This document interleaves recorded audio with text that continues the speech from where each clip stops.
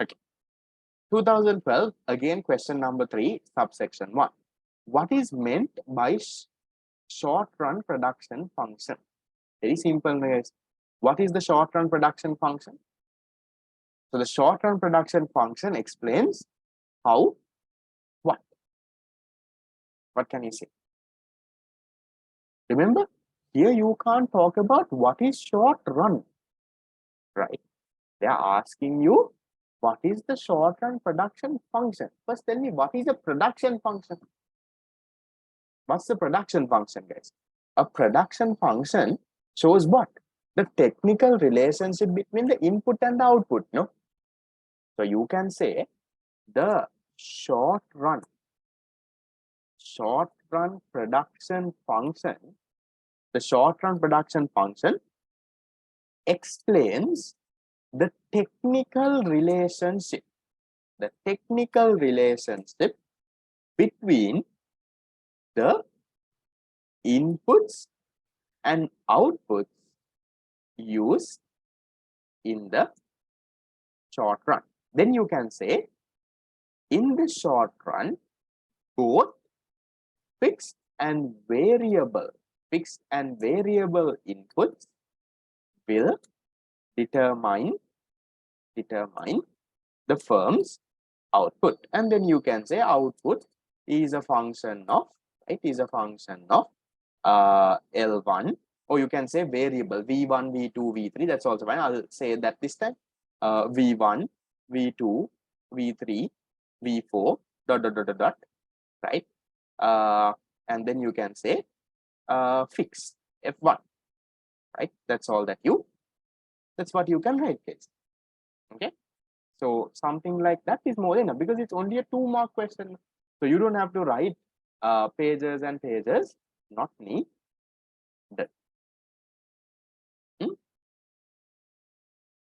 Check. Can you all handle a question like that? Short run production function. Okay. Now, moving to the next. Okay, now see, same thing again, kind of repeated. Now, last time they asked you what is law of diminishing returns. Now they're asking that, and they are expanding this a little. They are asking, what is the law of diminishing returns? Now, the same question was there in the 2011 paper also. Explain the law of diminishing returns. Now, this year also they are asking, what is the law of diminishing returns? And then they are changing it a little, and they are saying, what does it imply about the likely shape of the short run cost curves? Guys, remember that mirror image story? How do these cost curves mirror image each other? Yeah. So this one. Okay. Remember, we learned this when we did the MCQs, right? So you know what you should write. So for 1 mark, right, you can start your answer by writing what is law of diminishing marginal returns, right? So you can say the law of diminishing marginal returns explains the behavior of the output of a firm in the short run, right? When they keep increasing variable factors to a fixed factor, what happens? The marginal product and average product starts to decline after a certain point. You can start off your answer like that. That is what is law of diminishing marginal returns. Then you can say the law of diminishing marginal returns also affects the cost of the firm. And then you can talk about this, guys. What can you talk about? Here, see, you need to say when the, right? You can say initially, right? You can say initially, when the marginal product is increasing, the marginal cost will decrease. Okay. And then when the marginal product is decreasing, the marginal cost is rising. And when this marginal product is at its topmost point, or it's at its highest, the marginal cost is at its minimum. So you can write 1 paragraph about that, only about marginal product and marginal cost. The next paragraph you can write about average product and average variable cost, or even average cost. That's fine.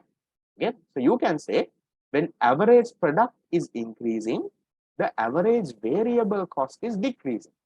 When average product is decreasing, average variable cost is increasing. When this is at its highest, this is at its minimum. You can give another point like that, another small paragraph. Also, you can give a final paragraph and say, marginal product intersects average product at its topmost point, while marginal cost intersects the average variable cost at its bottommost point. So you can give a small final paragraph like that. That's how you can get your full mark. So you start off with a small explanation about what is the law of diminishing marginal returns, and then you talk about the cost curves there. Is that okay, guys? Can you handle something like that? Say, yeah. The diagram is not a must. You can, if you want, draw a small diagram and show. That's okay, right? But don't draw the wrong diagram. It's all right. Now, they have not said no, explain using a diagram. So the diagram here is not a must. But to make your answer more nicer, you can draw, guys. It will take you like 30 seconds to 1 minute. So you can quickly draw this diagram, MPAP, this and MC and A. Now, when you draw diagrams, make sure to label it, okay? Don't just draw, one curve like this, one curve like this, one curve like this, and one curve like that. It doesn't make any sense. You need to label what is this curve, what is this curve, what is this axis, right? So label it, then I think it should be all right. Okay. So now you see the same question kind of repeated. We'll go to the next. Okay. How do concepts of accounting profit and economic profit differ? Can you see this was the same thing that they changed little from last time, right? The last time they asked you difference between explicit and implicit cost. Yeah. So accountant takes explicit cost, economist takes both of this. So now this time in 2012, they are asking you differentiate how does this happen? The accounting profit and the economic profit. So you can start off your answer by saying what? You can start off your answer by saying profit is the difference between the total revenue and the cost, right?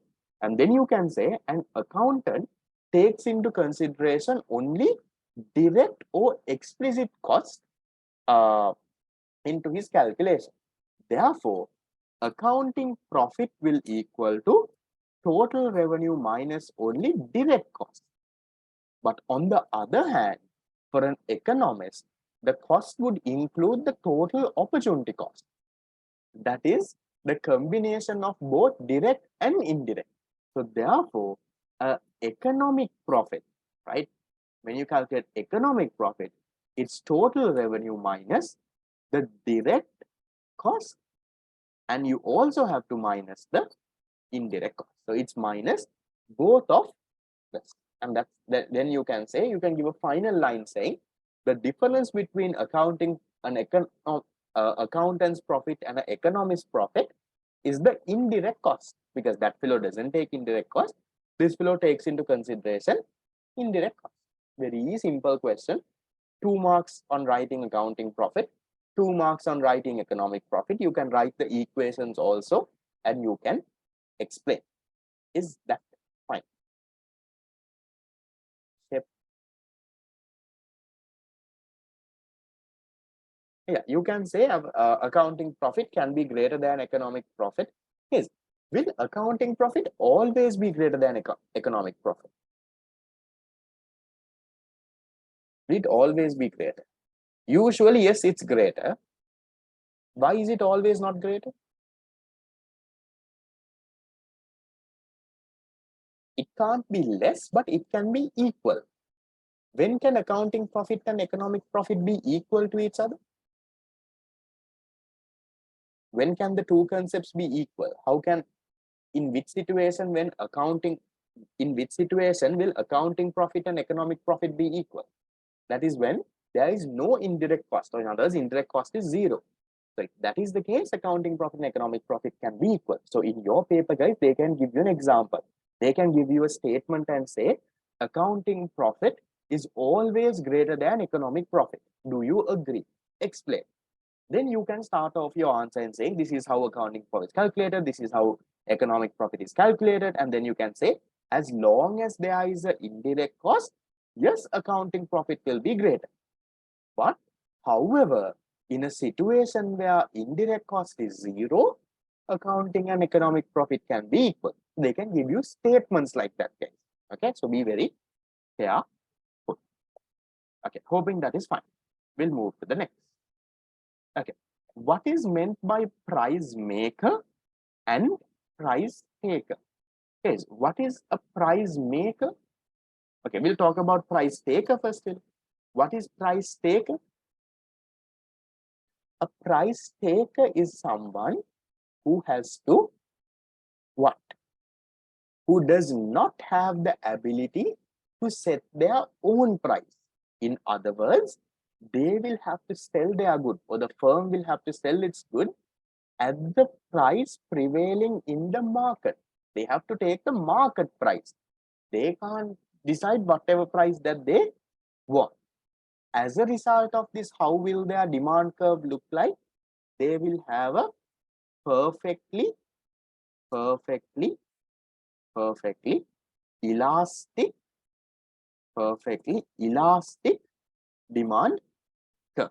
So you explain what is price maker and you talk about the perfectly elastic demand curve. So that is price taker.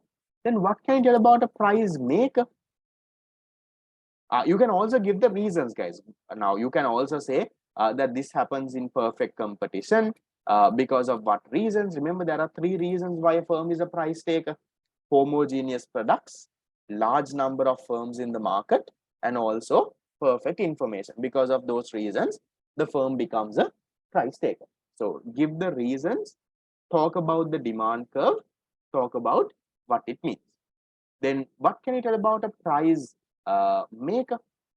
A price maker is someone, right, or is a firm who has the power or who has the ability to do what, guys? I'll try to slow down a little, right? Who is a price maker, right? Who has the ability to set their own price, right? They can set their own price. Is remember, write answers and come right. Now, if you all are trying to write the answer while I'm explaining, it can get a little hard, okay?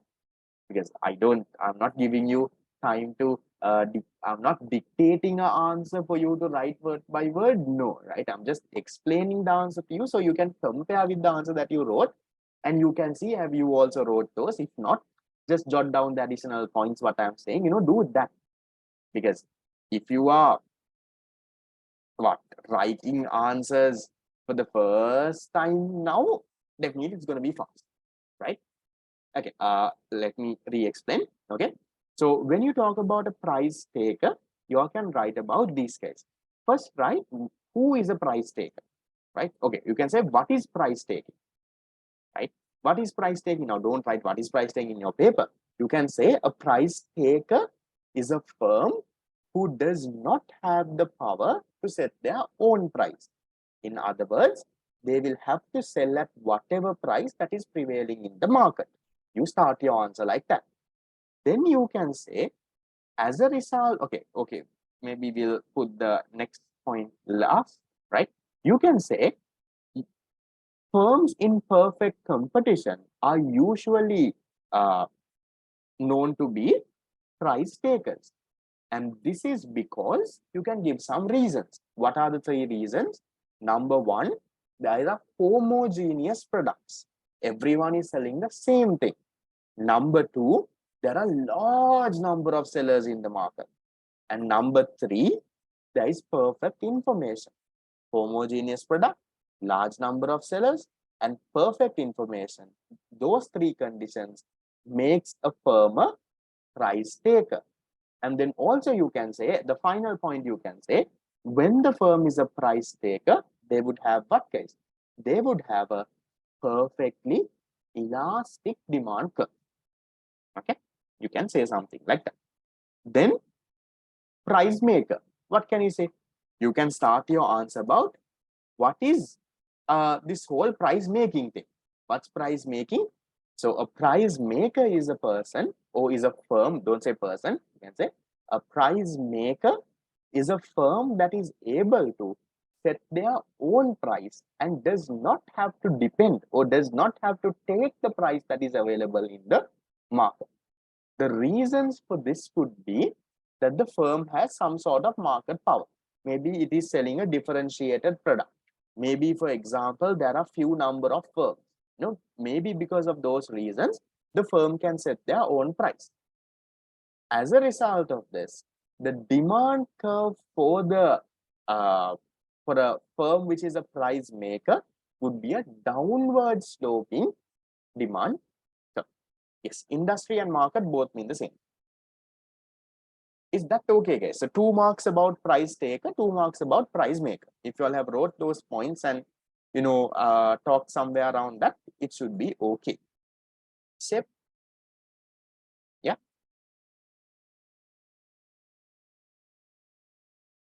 But there's also I'll find. Okay. Then the last question of the 2012 paper. What distinct? Now can you see? Same thing, right? Can you see? Last year also there was a question on market structures and the characteristics. Here also there is a question. What distinguishes the oligopoly from monopolistic competition? Okay. Can you give me some reasons here? Guys, don't draw a table and say oligopoly, monopolistic competition, but just give me some reasons. Okay, we'll start off with the basic ones. Talk about the number of firms. So I'll give it in point form, but you don't write in point form. Okay. Now, oligopoly, right? Number of firms. You can say few dominant firms, right? You can say few large firms or few dominant firms, right? Guys, is monopolistic competition same as monopoly? No. So you can't say in monopolistic competition there is only one firm. That is wrong. That is monopoly. Okay, don't confuse the two. Monopoly is one, monopolistic competition is another, right? Monopolistic competition is like the restaurants, salons, let's say the clothing shops. There are so many, right? But they are selling a differentiated product. That is monopolistic competition. So what can you say here? You can say that there are large number of firms. Okay. What can you tell about the product? An oligopoly, they might have the product that they sell can be either homogeneous or differentiated. It can be either homogeneous or differentiated. In monopolistic competition, what can you tell about the product? The product is differentiated. What can you tell about barriers to entry in oligopoly? You can say high, or you can say there are barriers to entry, right? So you can say there are barriers to entry. In monopolistic, you can say no barriers to entry. Okay, no barriers to entry. Fine. Or you can say free entry and exit. Okay. What else?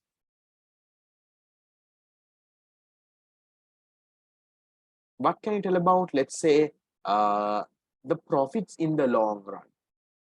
Oligopoly. Oligopoly may earn what? Oligopoly may earn supernormal profits, right? They may earn supernormal profits in the long run. What can you tell about monopolistic competition? They will, right? Most likely earn only normal profits, right? In the long run. What else, guys? Can you all give us differences? Yes. So oligopoly, if you want, you can say has a kinked demand curve, right? A kinked demand curve, okay, which is also downward sloping, but it's kinked. Here you can say, right, it has a straight line downward sloping demand curve. You can say that, right? Those people have a kink demand curve. This one has a STRAIGH straight line downward sloping demand curve. What can you tell about mutual interdependence? Yeah, remember we studied last week in the fast track. We talked fast track or in MCQ, right? Remember I told about the dialogue towers and all of that. Yeah. So oligopoly, you can say, right? There is high levels of mutual interdependence. You can also say there is less price competition. For monopolistic competition, you can say, right? You can say heavy price competition and no interdependence. Right? So you can give things like that. So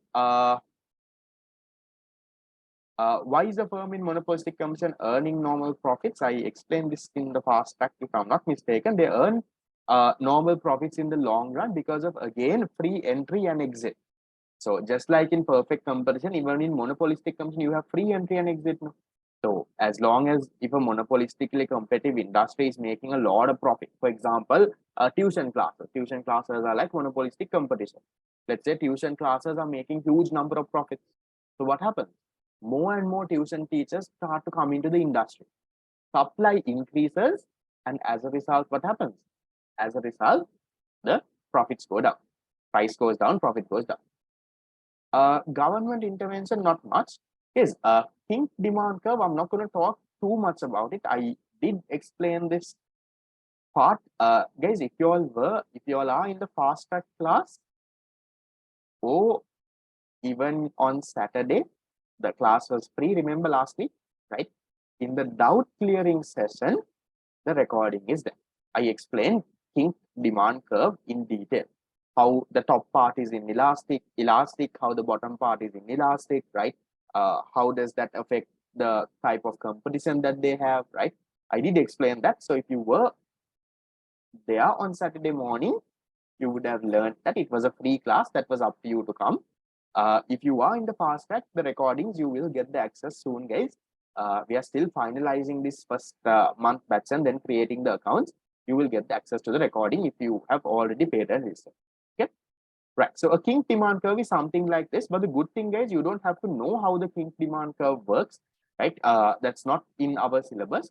You just have to know that there is something called a kink demand curve. So this part is elastic. This part is inelastic. This is inelastic. This is elastic. I have explained this in detail about how the price is set at this level, how they won't increase price or how they won't decrease price. All of that I did explain in the doubt clearing session. You can go and watch, but you don't have to know all of that. Okay, that's the good news. So therefore, I'm not going into detail in this class. Right, receive the tute. Perfect. Hope the tute is printed properly and all right. Okay, so that is the end with the 2012 question. Is everyone okay with that? Short-run production function, law of diminishing returns and the connection with the short-run cost curves, accounting profit and economic profit, price maker, price taker, and oligopoly and monopolistic competition. Okay,